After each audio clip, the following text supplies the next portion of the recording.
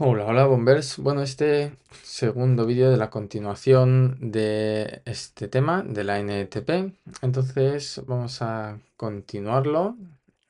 Ya sabes que tienes disponible el resumen que te comenté en el primer vídeo, también el Anki y pues todo el material. Solo me lo pones en comentarios, me pones tu correo electrónico y te voy pasando cositas. Bueno, más cosas que podemos ver aquí. Medidas preventivas. Medidas de prevención frente a otros riesgos descritos.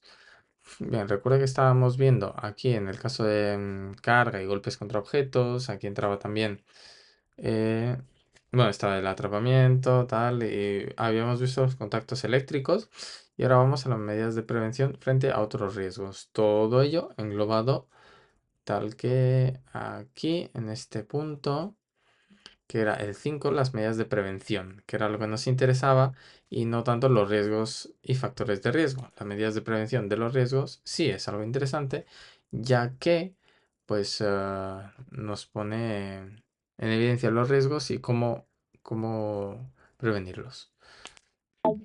Vale, estoy aquí de vuelta con la pantalla nítida.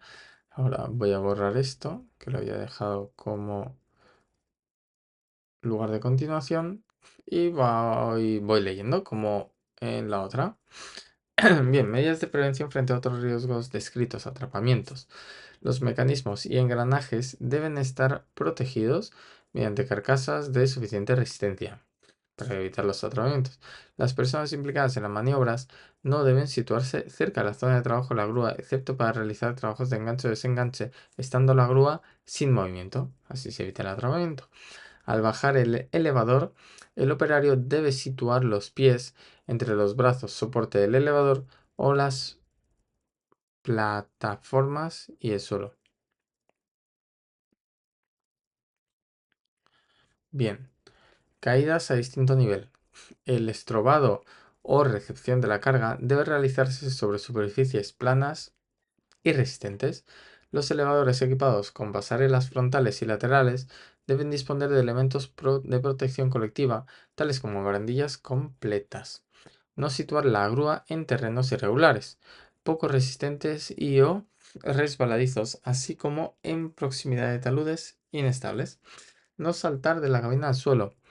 Se deben utilizar los sistemas de acceso seguro a la misma, excepto en riesgo eléctrico, que ahí es una situación excepcional. No subirse a cargas u objetos inadecuados para mejorar la visibilidad de la operación que realiza la grúa. Su buscará, esto es un se buscará una ubicación correcta y segura.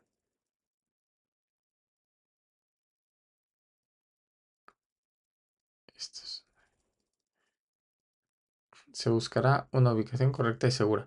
Caídas al mismo nivel. Mantener la zona de trabajo limpia y libre de obstáculos. Colocar planchas cuando existan charcos o barro. Iluminar adecuadamente el entorno de la grúa. También puede haber contactos cortantes o punzantes. Inspeccionamos la carga, usamos guantes de protección, los EPIs adecuados. Puede haber caídas producidas por el desplome. Pues comprobar antes de iniciar los trabajos que esté bien puesto, iniciar las cargas comprobando correctamente. El grúista debe tener en todo momento una buena visibilidad. En caso de ser necesario, ayudado por otra persona que sea señalista, solo una persona. La vertical de la zona de paso de las cargas debe estar libre de personas o vehículos siempre que sea posible, o bien señalizada. El choque de cargas pues puede pasar, entonces la zona de paso de la grúa debe estar libre de personas y el gruista debe situarse en una posición que le permita ver toda la maniobra, toda.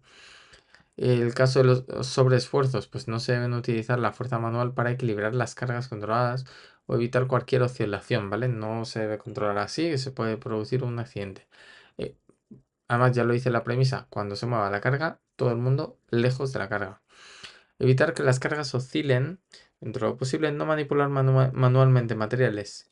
Material auxiliar de un peso superior a 25 kilos. Para evitar quemaduras, contacto con superficies calientes, los operarios relacionados con las operaciones de carga deben llevar guantes de protección antiabrasivos. En el caso del trauma sonoro interior, pues el grúista debe llevar protectores auditivos cuando se superen los 87 decibelios, ¿te acuerdas? Según el Real Decreto 286/2006 y la norma UNE en 458, siempre que la evaluación de riesgos determine la existencia de riesgo por traumatismo sonoro. Bien, por trauma sonoro. En este caso, garantizar la intoxicación por humos de escape. Debe existir un programa de mantenimiento preventivo de la grúa. Claro que sí.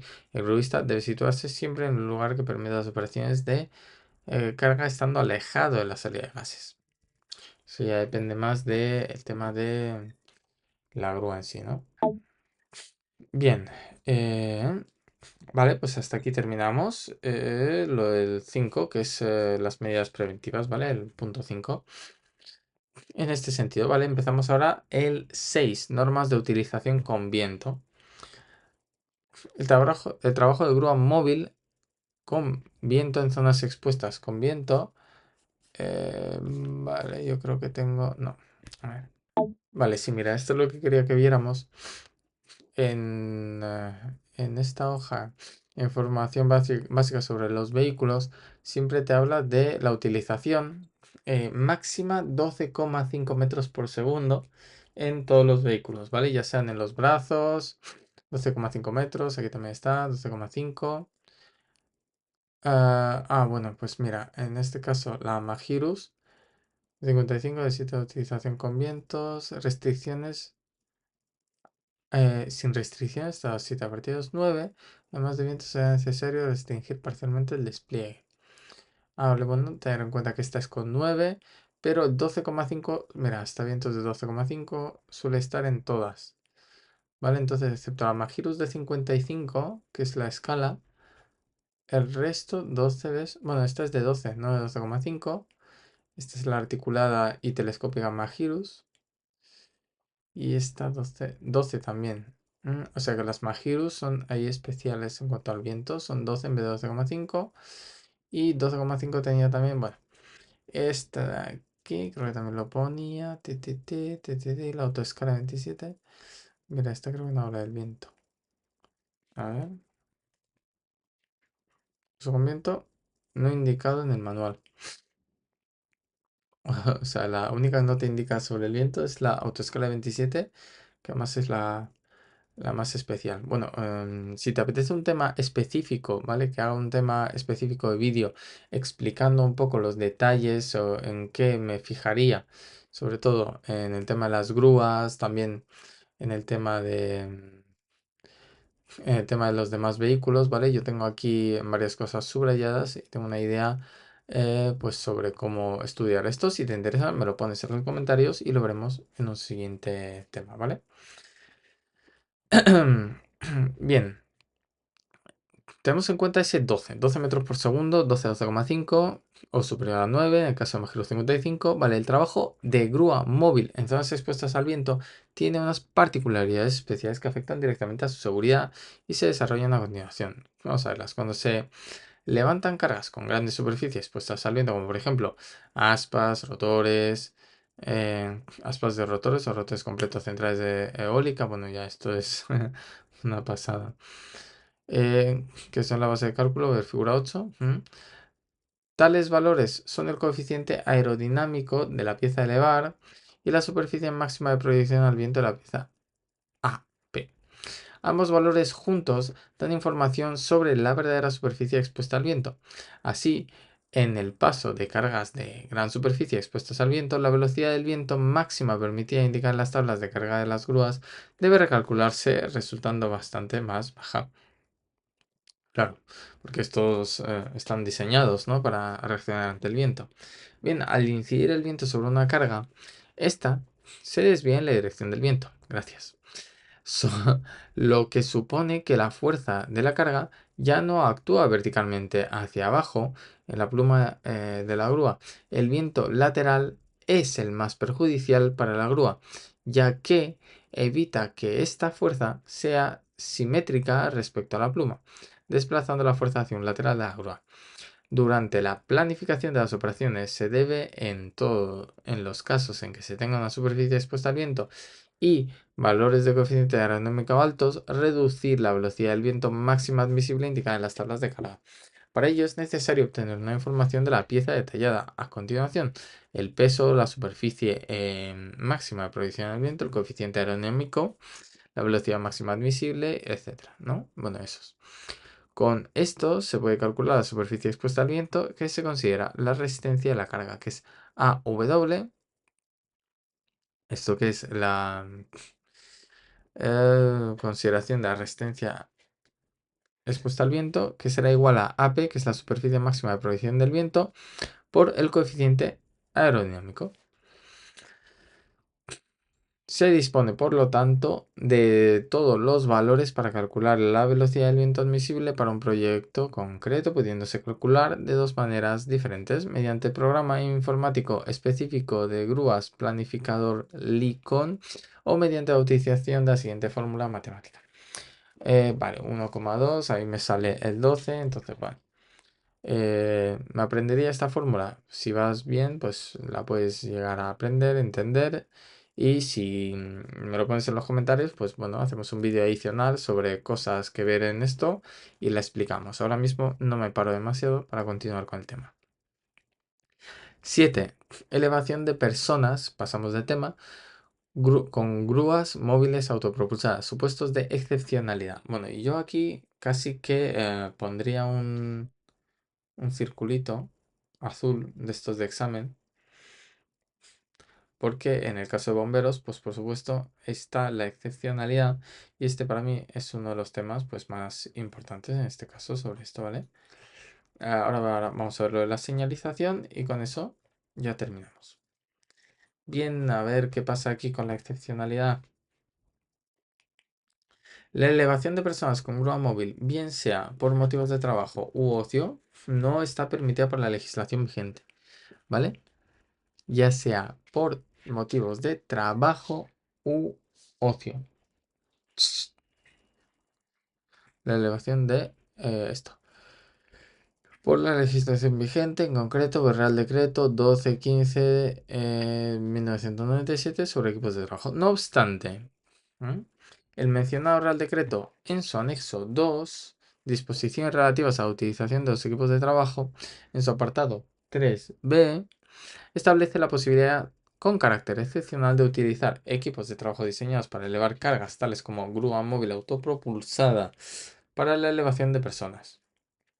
Los supuestos de excepcionalidad se han desarrollado en el apéndice N de la Guía Técnica de Desarrollo del Real Decreto y en las NTP 955 y NTP 956 de esta misma colección. ¿Vale? A quien le interese le puede echar un vistazo. Según ello, carácter excepcional se refiere a distinto de rutinario, repetitivo o previsible. Completamente en bomberos. No hay nada rutinario, nada previsible, nada repetitivo. Y, en cambio, lleva implícito el doble concepto de extraordinario y puntual. En este caso cumpliríamos. Para ello, indica tres supuestos de situaciones excepcionales. Bien, técnicamente imposible utilizar equipos concebidos para la elevación de personas. Técnicamente es imposible utilizar equipos concebidos para la elevación de personas. Vale, pues como no haya un andamio instalado, pues para ahí sería técnicamente imposible. Los riesgos derivados del entorno en el que se realiza el trabajo o los derivados de la necesidad de utilizar medios auxiliares a bordo del habitáculo de las máquinas para elevar personas son mayores que los que se derivarían de la utilización de las máquinas para la elevación de cargas acondicionadas para elevar personas. ¿Esto qué quiere decir? En el caso de que haya un montacargas de obra, ¿vale? Estás en una obra y quieres llegar arriba, pero el montacargas está inestable. Entonces llaman a los bomberos. Los bomberos no van a subir por el montacargas inestable porque hay mayor riesgo. Entonces suben con la grúa. Está es entonces justificado también por los riesgos derivados del entorno. Y se produce una emergencia, que ya con emergencia pues salvamos todo, ¿no? Evacuación de personas, reparación inmediata para evitar una situación de riesgo grave e inminente, ¿vale? Con estas tres, sobre todo con la de emergencia, digamos que podemos justificar el uso de grúas móviles autopropulsadas, es decir, las que tenemos aquí, ¿vale? Para la elevación de personas. Bien, entre las situaciones excepcionales indicadas no caben los distintos usos que la industria del ocio eh, está dando a la grúa móvil, tales como puenting, gumming o cualquier variedad de saltos. El uso de grúas en especificaciones teatrales o una última variedad introducida en España de cena en el aire, donde se cuelga a una serie de comensales en una plataforma comedor, tampoco estarían incluidos, ¿vale? Madre mía. Ninguna de estas actividades o parecidas pueden acogerse a la excepción referida, fundamentalmente porque la excepcionalidad se refiere a la realización de trabajos. Bien, procedimientos de actuación ante una situación excepcional.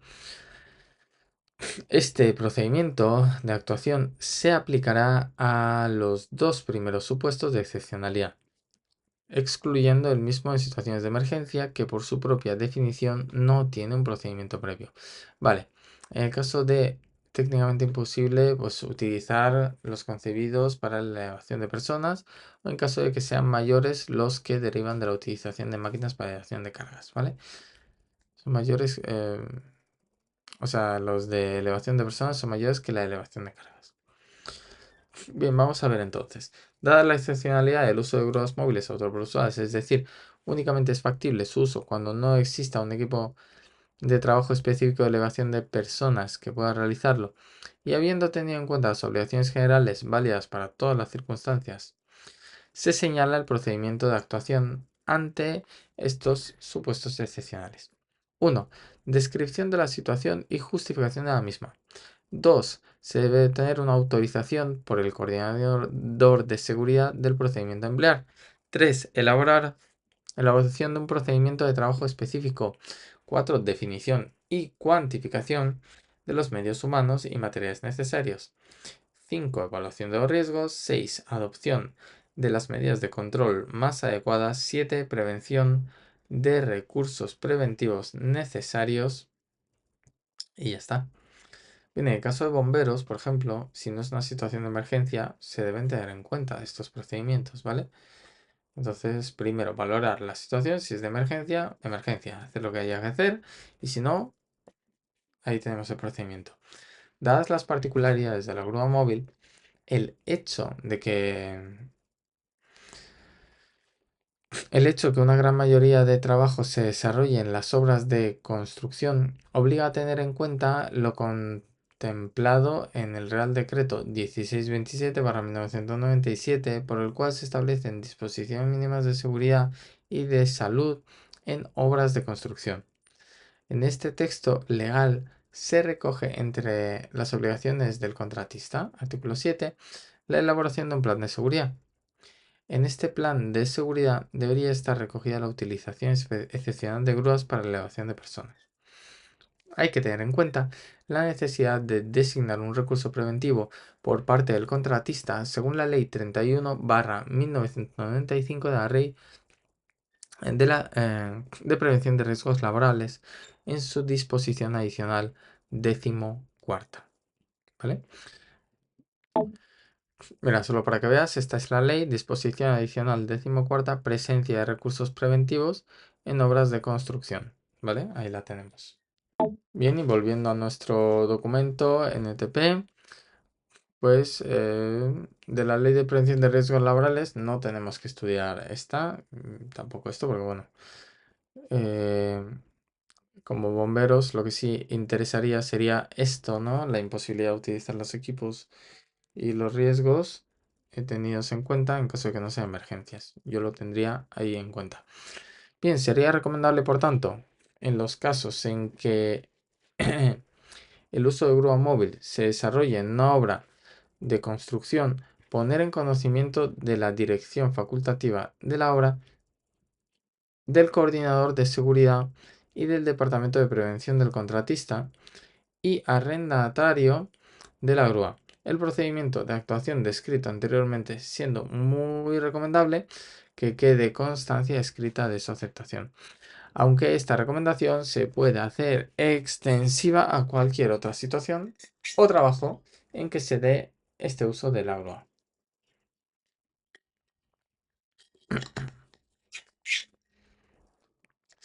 Bueno, estos párrafos sobre procedimiento de actuación excepcional, vale, un poco saberlos, pero te habla más del tema de las obras, que es donde más se suele dar. Entonces, lo que yo sí me aprendería a fuego para el tema de bomberos sería este, ¿no? Cuando es extraordinario y puntual. Técnicamente es imposible utilizar equipos concebidos para la elevación de personas. ¿Vale? Esto,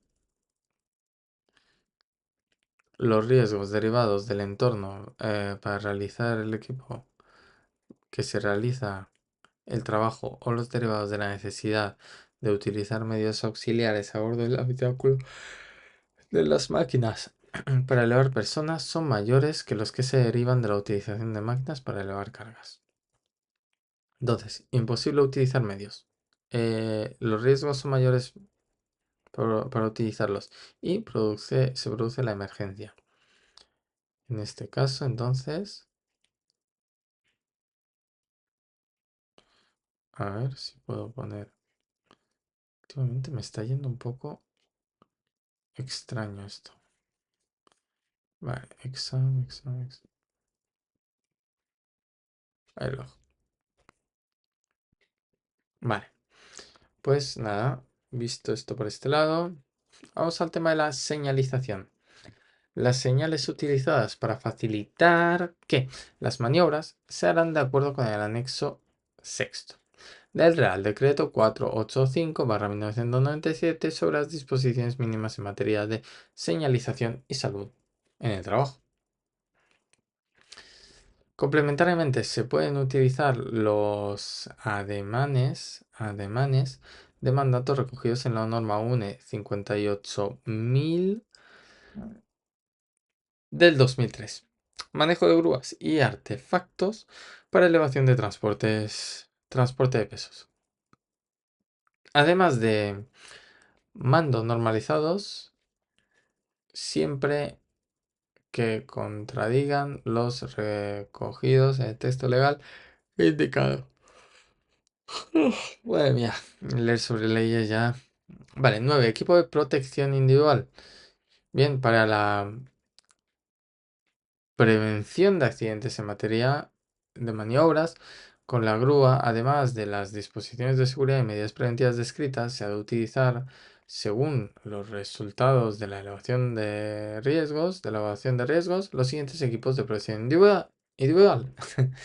Ropa, casco, pantallas, gafas protectoras auriculares o cascos antirruido en caso de que haga falta, botas de seguridad, guantes, arnés, claro. En la utilización de todos los EPI indicados, deberá cumplir con lo indicado en el Real Decreto 773/1997 relativo a los equipos de protección individual. Vale, el Real Decreto este quizás ya te suena. Entonces, uy,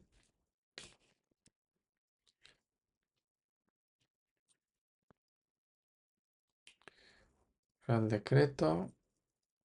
No sé por qué me va así de raro el rato. Vale,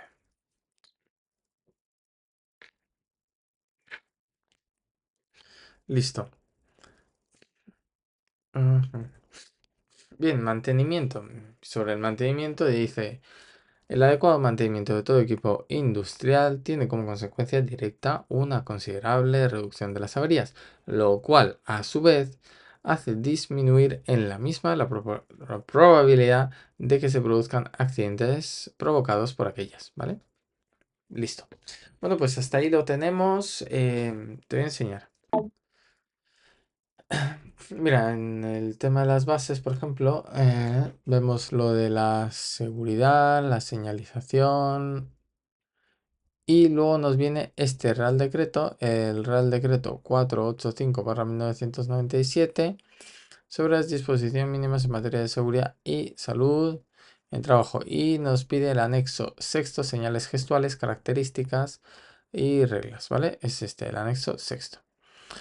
Muy bien, entonces vamos a ver que nos dice este anexo y con eso ya terminaríamos este tema. Bien, anexo sexto, señales gestuales. Recuerda que tiene que haber una persona. Una señal gestual deberá ser precisa, simple, amplia, fácil de comprender, fácil de realizar y comprender, claramente distinguible de cualquier otra señal gestual. Esto es para lo de movimiento de cargas, ¿eh? La utilización de los brazos al mismo tiempo se hará de forma simétrica y para una sola señal gestual, ¿vale? Para una sola señal gestual. Los gestos utilizados por lo que respecta a las características indicadas anteriormente podrán variar o ser más detallados que las representaciones recogidas en el apartado 3. A continuación, de que su significado y comprensión sean por lo menos equivalentes. El apartado 2 nos dice, primero, la persona que emite la señal denominado y te dice cómo se denomina, encargado de las señales. Esto es súper preguntable. O sea, ¿cómo se llama el encargado de las señales? O la persona que emite las señales a la grúa, ¿no? O emite las señales en una obra. A, encargado de las señales. Responsable de las señales. C, indiferente. Pues, pues no, es el encargado de las señales, que vamos, tipiquísima, podría ser preguntón de examen. Ahí está. Encargado. Dará las instrucciones de maniobra mediante señales gestuales al destinatario de la misma, denominado operador.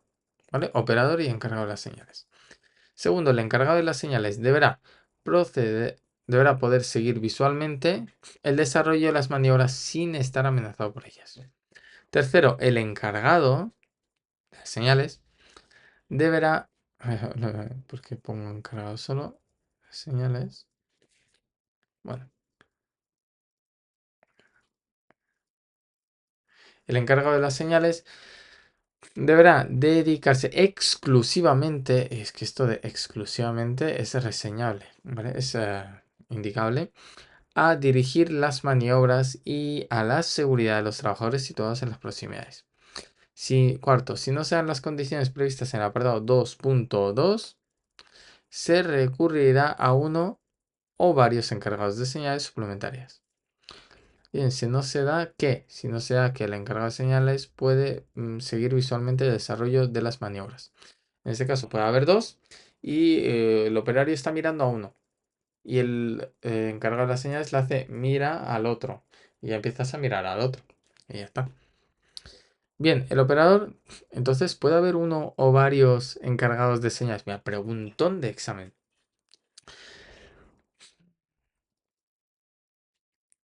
¿Puede haber uno o varios encargados de las señales suplementarias? Sí, no, sí, si se dan condiciones previstas en el apartado segundo del anexo, que es en las reglas particulares de utilización. Vale, entonces hay que tenerlo claro. Bien, el operador deberá suspender o imagínate que es no, no, pero sí, sí, no sé, tener en cuenta eso. El operador deberá suspender la maniobra que esté realizando para solicitar nuevas instrucciones cuando no pueda ejecutar las órdenes recibidas con las garantías de seguridad necesarias. Claro. Sexto, accesorios de señalización gestual. Se pueden disponer también. El encargado de las señales deberá ser fácilmente reconocido por el operador. El encargado de las señales llevará uno o varios elementos de identificación apropiados, tales como chaqueta, manguitos, brazal, casco, cuando sea necesario, raquetas. Los elementos de identificación indicados serán de colores vivos, a ser posible iguales para todos los elementos. Bien, y los elementos estoy hablando, ¿eh?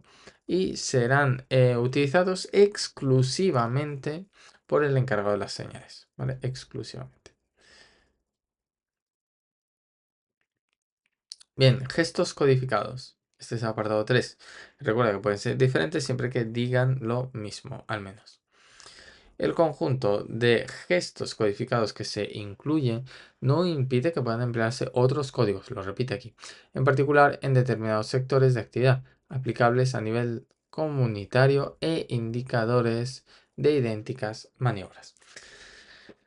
Bien, vamos con los gestos gestuales, con los gestos generales.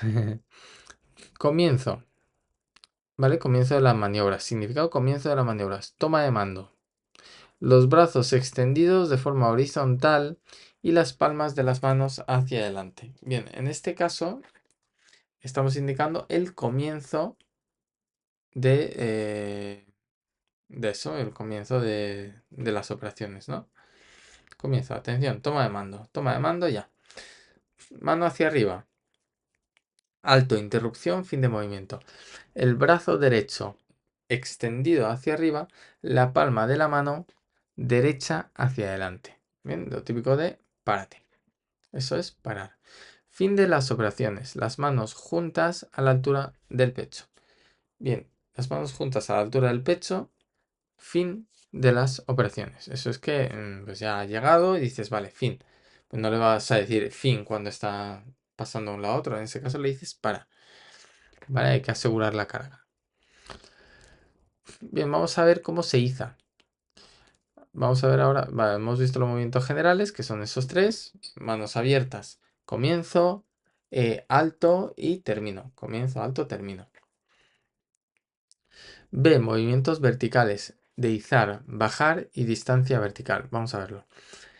Izar es con el brazo derecho extendido hacia arriba, la palma de la mano derecha hacia adelante, es decir, así de canto, hacia adelante describiendo lentamente un círculo. ¿Vale? La palma de la mano derecha hacia adelante. Así. Ahora, brazo derecho extendido hacia abajo, palma de la mano derecha hacia el interior, palma de la mano derecha hacia el interior, describiendo lentamente un círculo. Pues eso es bajar. ¿Vale? Izado. Brazo derecho hacia arriba, palma de la mano derecha hacia adelante. Sería, bueno, hacia adelante es así, ¿no? Palma de la mano derecha hacia adelante. Voy izando, no así, sino así. Y luego la otra es la palma hacia abajo. Brazo extendido hacia abajo, palma de la mano derecha hacia el interior, hacia tu interior. Aquí la palma se ve un poco hacia el interior, pero bueno, lo descrito aquí es hacia adelante, ¿vale? Palma de la mano derecha hacia adelante. Y-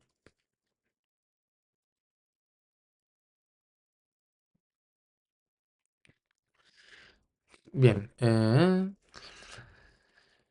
y en este caso, en el de esto, palma hacia el interior. Bien, ahí visto. Ahora, distancia vertical, las manos indican la distancia. Pues la distancia, esta es la distancia vertical. El operario debe verla. Y el encargado de las señales se la da. Bien, ese es B, movimientos verticales. Vamos con los movimientos horizontales. Verticales es fácil, arriba, abajo, indicamos la carga, pero horizontales tenemos unos pocos más, ¿no? Avanzar, retroceder, derecha, izquierda e indicar la distancia horizontal. Entonces, para avanzar, ¿cómo es? Los dos brazos doblados, las palmas de las manos hacia el interior, ¿vale? Hacia el interior, es decir, hacia ti, los llevas hacia ti. Los antebrazos se mueven lentamente hacia el cuerpo, ¿vale? Estamos así extendidos como si estuviéramos cogiendo una cuna y vamos llevando las manos hacia nosotros lentamente. Bien, las palmas de las manos son las que indican, porque el siguiente movimiento de retroceder sería exactamente igual, pero con las manos hacia afuera.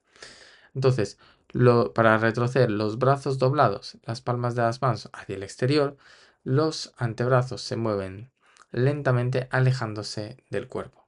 ¿Vale? Entonces, avanza, retrocede. Bien, lo tenemos hacia la derecha. Bien, con respecto al encargado de las señales. Con respecto a mí, que soy el encargado de las señales, el brazo derecho extendido más o menos horizontal, la palma de la mano derecha hacia abajo, hace pequeños movimientos lentos indicando la dirección. ¿Vale? Esto de los movimientos lentos dices, bueno, tengo el brazo así extendido, ¿cómo indico exactamente el movimiento lento? ¿Hacia allá o hacia acá? Bueno, brazo extendido hacia la derecha, derecha y vas haciendo el movimiento así como puedas. Y brazo hacia la izquierda, de la misma manera, pues hacia la izquierda, ¿vale? Claro, si tienes al operario enfrente, pues mi izquierda es su derecha, ¿vale? Pero yo le estoy indicando a la izquierda, por eso es respecto al encargado de las señales, ¿vale? Pero él lo entiende hacia ese lado. Bien, distancia horizontal. Las manos indican la distancia. En distancia horizontal, pues yo le indico la distancia horizontal. Si es vertical, se la indico así. Si es horizontal, la indico así. Muy bien. Vamos a ver las últimas señales que son las de peligro. Bien, peligro alto o parada de emergencia. Bien, ¿recuerdas que antes la parada era con un brazo, con el derecho? Bien, pues si los dos brazos extendidos hacia arriba, las palmas de las manos hacia adelante, es peligro, o sea, para inmediatamente. Eh, no sé, igual esta es más eficiente porque paras. Esta es como te pones nervioso y la puedes liar, ¿no? No sé, parada normal, parada de emergencia, ¿vale? Con ambas manos. Bien, rápido o lento. Estos son los de peligro. Los gestos codificados referidos a los movimientos se hacen con rapidez. Los gestos codificados referentes a los movimientos se hacen muy lentamente. Vale, ¿qué pasa? Que si haces este movimiento de avanzar de manera normal, el test te está entendiendo, avanza. Si lo haces muy lento, es que estás pues viendo muy despacio y él tiene que obedecerte. Estás haciéndolo muy lentamente. Y ahora estás haciendo así, rápidamente avanzar, tiene que saber que, oye, se está cayendo algo, dale rápido, que lo podemos tirar del todo o lo que sea. ¿Vale? Y visto entonces esto, tenemos las señales de emergencia. Esto ya sabéis, ir repasando un poco, pero más o menos es bastante claro, bastante intuitivo. La única quizás la de comienzo, que es extendiendo así los brazos comienzo, y la de parar, que es juntando las manos a la altura del pecho, pues esas son menos intuitivas, pero las demás yo creo que van bastante bien, ¿no? Muy bien. Pues nada, listo, tenemos este otro vídeo, 37 minutos, y aquí terminamos entonces esta nota técnica junto con este anexo de la ley del Real Decreto este 4485/1997 que también establecido. Y lo próximo que haremos es 116 preguntas de Anki que tienen que ver con este temario. Bien, si te gustó esta exposición del tema, ya sabes, dale like. Continuamos con más temas. Proponme también qué temas te gustaría ver. Siempre que estén dentro de las bases de esta oposición, pues los podemos ver, escudriñar, ver alguna vuelta de tuerca alternativa y utilizamos aquí medios para razonar los temas, no para aprenderlos de memoria. Para eso ya tenemos memoristas profesionales, te van a enseñar técnicas pues que por supuesto se pueden utilizar pues, para aprender datos, pero por ejemplo esto, Campayo y demás, se puede utilizar, claro que sí, pero lo importante y por lo que debes empezar siempre es entender el tema y para eso una exposición clara por tu parte, leyendo la lectura comprensiva, es muy importante. Y luego, por supuesto, escuchar y razonar lo escuchado. Bien, poner en marcha las neuronas. Bien, pues dicho lo cual, termino con esta exposición. Lo dicho, dale like, sígueme, suscríbete o lo que quieras y para estar pues al tanto de nuevos vídeos. Bien, terminamos este vídeo. Hasta luego. Bueno, hola. He pensado que como todavía me queda algo de tiempo, voy a empezar con el Anki y vamos a ver hasta dónde llegamos y si acaso lo finiquitamos aquí. ¿Vale? Voy a hacer preguntas. Ahora, una vez leído el tema, ¿cuáles son, y empiezo ya, cuáles son los supuestos de excepcionalidad para elevar personas con grúas móviles? Bien, esto es lo importante, lo que vimos aquí en esta parte, ¿vale? Aquí lo teníamos y vamos a darle aquí la importancia que tiene. Uno, que es la imposibilidad técnica de usar equipos específicos, ¿vale? Entonces yo subrayo aquí imposibilidad y aquí excepcionalidad. A ver, emergencias, vamos, destacadísimo. Y además subrayado. Riesgos mayores con otros medios. ¿Vale? Esta es importante. La tengo marcada como naranja por algo. Bien. ¿Qué distancia mínima se debe mantener entre la grúa y el pie del talud en el terreno duro? Bien, si te acuerdas, en el terreno duro estaba estable, entonces es la misma distancia que la altura vertical del talud. En el caso de terreno inestable, el doble de la distancia. Bien, distancia mínima debe ser pues 2b, ¿sí? ¿Listo?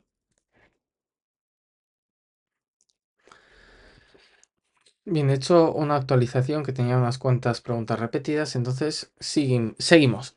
¿Qué sistema permite trabajar con los gatos extendidos parcialmente? Es el sistema asimétrico de estabilización, ¿vale? Recordamos que ahora con las nuevas tecnologías, pues se podía brazos de soporte extendidos parcialmente. Posibilidad, ¿vale? Y por tanto hay que tener en cuenta que esto es posible. Sistema de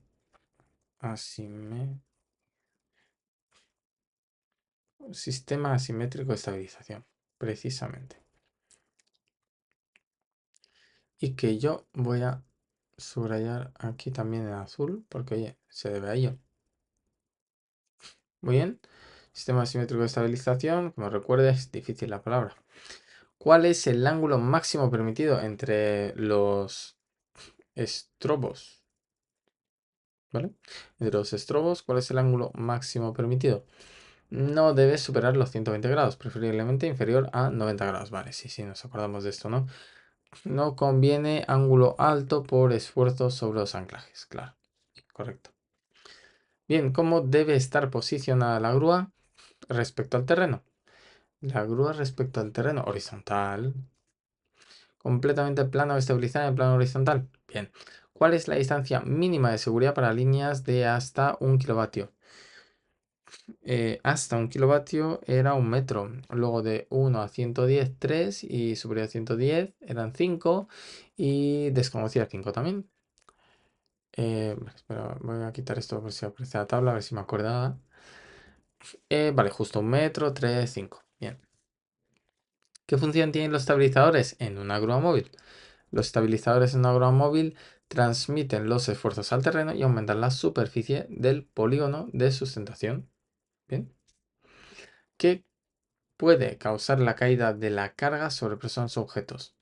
El fallo en circuito hidráulico, frenos o roturas de los cables. ¿Cuál es la presión máxima admisible en la roca viva en trabajos con grúa? Sabía que iba a aparecer la tabla. Es la tabla 1 que tenemos ahí. A ver, recuerda. Vamos a ver si así... Roca viva. Roca viva 100 newton metro cuadrado. Los 20 newton metro cuadrado eran el asfalto, la grava, arena gruesa o grava y los semisólidos. Creo que era. Bien, 100 metros, 100 newton, centímetro cuadrado, hecho metro, mierda. Recuerda que es parecido al SI5, que la resistencia de funcionamiento del suelo es 100 kilonewton sobre 20 centímetros. No es parecido porque estos son kilonewton, pero lo que suene, ¿no? Vamos a ver si estaba yo aquí en lo cierto. 100 newton metro, centímetro cuadrado. Uy, lo de centímetro lo tengo que meter bien, ¿eh? Siempre habla de centímetros. Claro, si fuera 100 newton metro cuadrado, una cosa así de grande, no, no, no. 100 newton centímetro cuadrado. Y aquí hablamos de newton, no kilonewton, ¿vale? Y semisólidos, arena gruesa o grava y asfalto. Solo terraplenas sin compactar de 0 a 10. Vale. Bueno, vale. Que vaya sonando. Y la tabla la voy a copiar un poco mejor, ¿no? Que sea más grande. ¿Quieres? Aquí la tengo.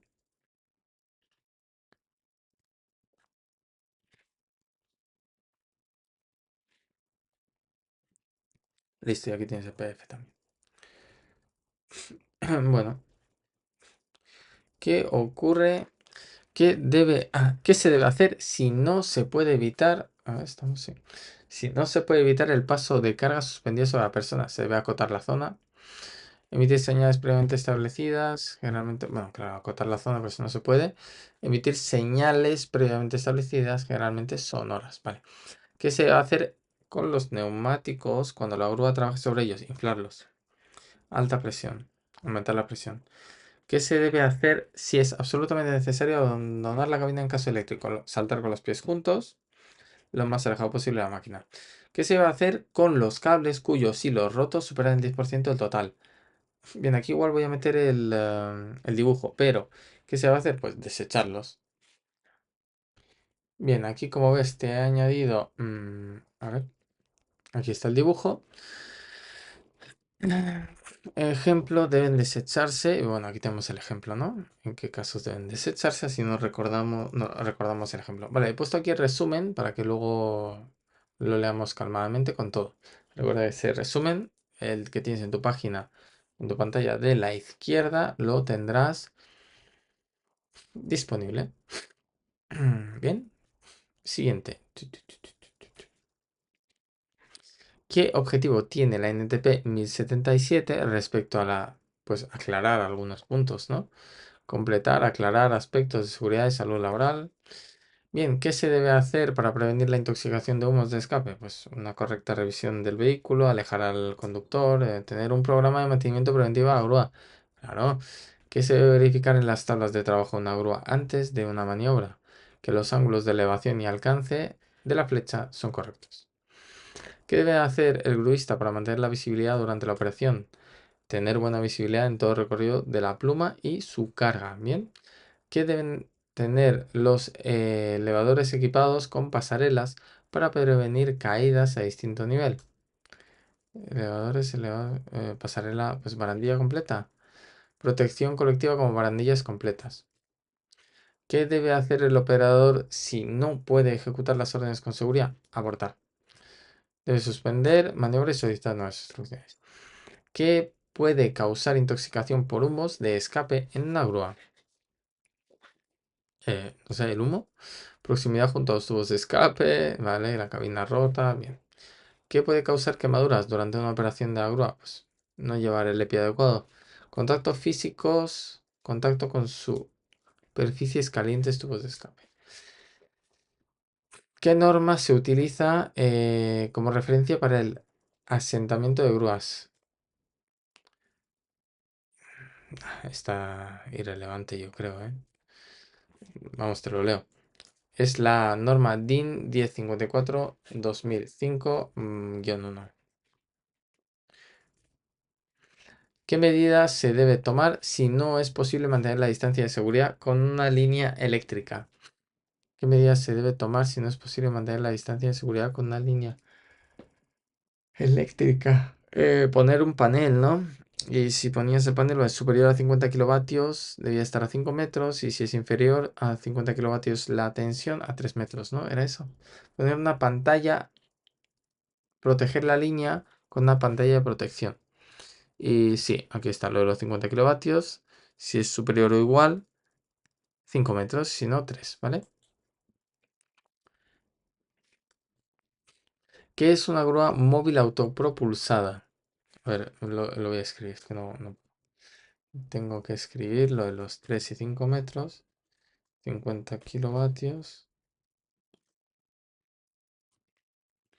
Voy a poner aquí el mayor. Uy, joder. Ah,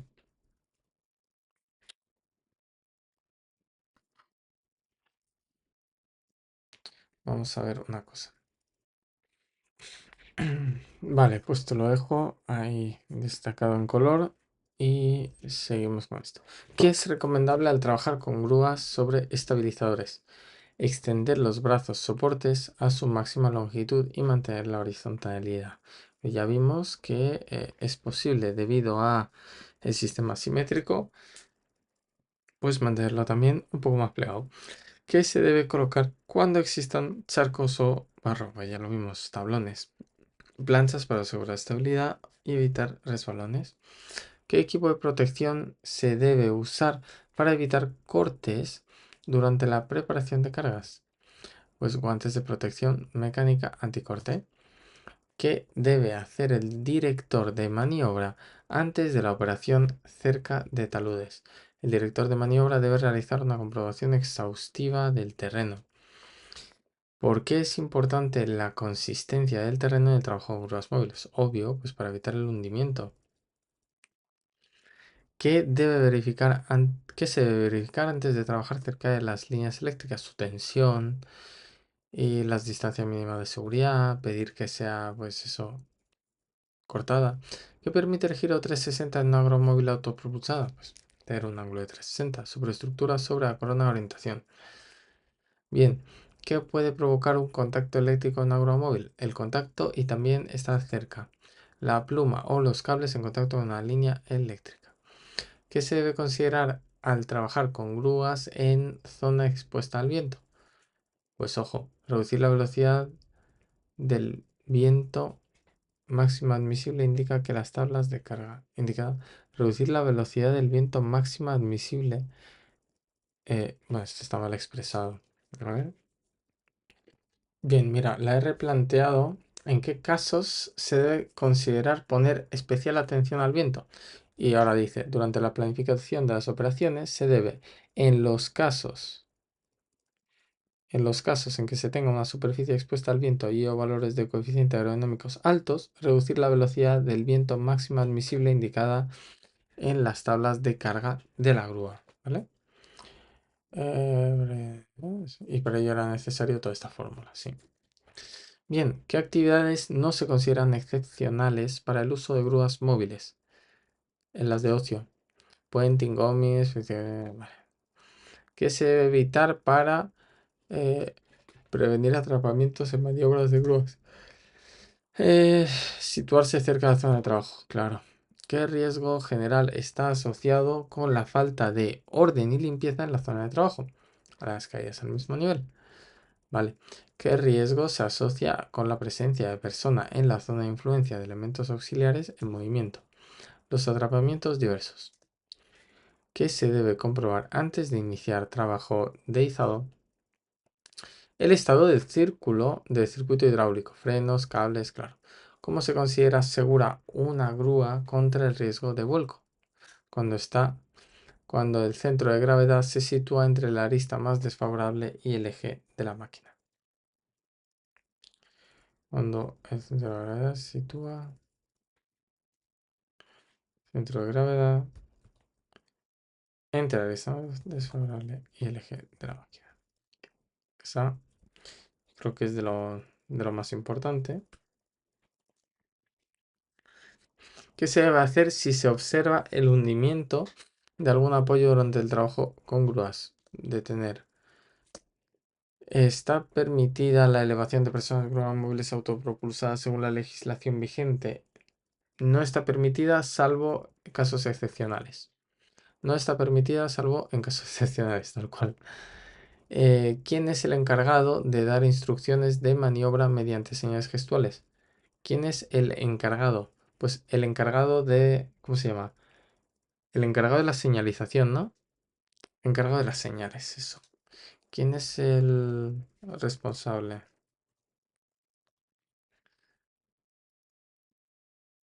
Instrucciones de maniobra. Se denomina encargado de las señales. Así. Venga, que hay que acordarse. Bien, ¿qué ocurre con el centro de gravedad si se sitúa si la grúa está desnivelada? Pues que se va para el otro lado. Se desplaza hacia la arista exterior proporcionalmente al ángulo del desnivel. ¿Qué establece la ITC-MIE 4? Criterios mínimos de seguridad, mantenimiento, revisiones e inspecciones oficiales y formación del operador. ¿Cómo debe utilizarse la simetría de las señales gestuales? La utilización de los dos brazos al mismo tiempo se hará de forma simétrica para una sola señal gestual. ¿Qué medidas se debe tomar si la desconexión de una línea eléctrica no es posible? Señalizar y delimitar la zona de influencia de la línea. Vale. ¿Qué se debe mantener para prevenir caídas al mismo nivel? Por la zona de trabajo limpia y libre de obstáculos. ¿Qué debe hacerse antes de comenzar la maniobra de carga de elevación? Instalar los gatos estabilizadores. ¿Qué debe hacerse cuando una grúa trabaja sobre sus neumáticos? Bloquear la suspensión, cazar las ruedas, bloquear el freno de mano y inflar las ruedas también. ¿Qué elementos de identificación debe llevar el encargado de las señales? Bueno, chaqueta, manguitos, brazal, casco cuando sea necesario, raquetas también. ¿Cuál es el nivel de exposición al ruido que puede causar trauma sonoro? 87 decibelios. ¿Qué tipo de grúas están excluidas? Los camiones grúa y las grúas hidráulicas articuladas. ¿Cómo se define el momento de vuelco de una grúa? El producto del centro de gravedad y la distancia. Claro. ¿Cuál es la distancia mínima de seguridad para líneas con tensión desconocida? 5 metros. Bien, ¿y qué distancia debe mantenerse entre el gato de apoyo y el pie del talud en terreno suelto? 2B, ¿vale? La distancia del gato y el pie del talud debe ser el doble de la distancia vertical su grado en terreno suelto, ¿vale? En terreno sólido era A igual a B. Vale, está fácil y nada, terminamos. Vale, creo que no ha salido en ningún momento el tema de las señales gestuales y como me parece importante, lo voy a añadir. Lo voy a añadir más tarde, pero bueno, pues ya para no tenerte aquí más tiempo en este vídeo, terminamos el Anki. Y nada, si quieres ver pues más preguntas sobre esto de las señales y demás, déjamelo en los comentarios, dale like, suscríbete para estar atento a cuando vaya a producirse la subida del vídeo y listo, pues nos vemos próximamente. Hasta luego, chao, chao.